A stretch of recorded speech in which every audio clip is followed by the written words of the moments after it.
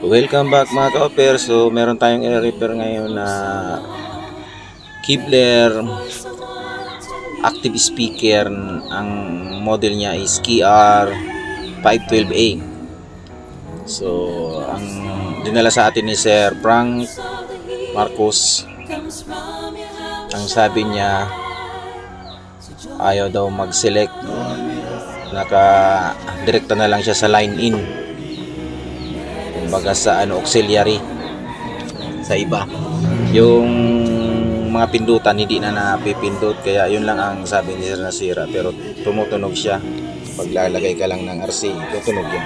So ang pinaka problema niya talaga, ayaw mapindot yung mga post button na yan na maliliit. So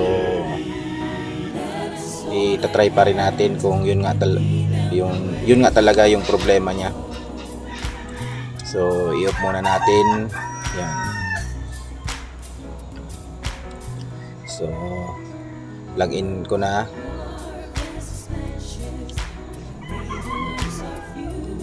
So ayan, power on.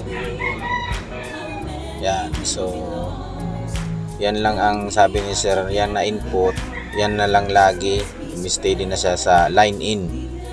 So pindutin natin kung hindi nga talaga mag-select. Yan, ayaw talaga, kahit anong pindot mo wala talaga sila, hindi na sila mag-response. So yan ang gagawin natin mga ka-offer. So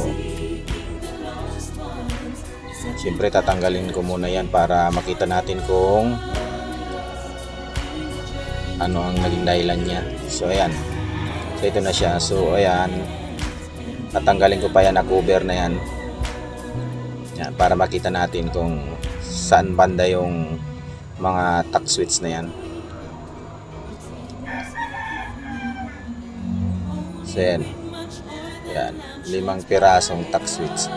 So malamang sa malamang yan lang ang may problema dyan guys. So papalitan natin yan.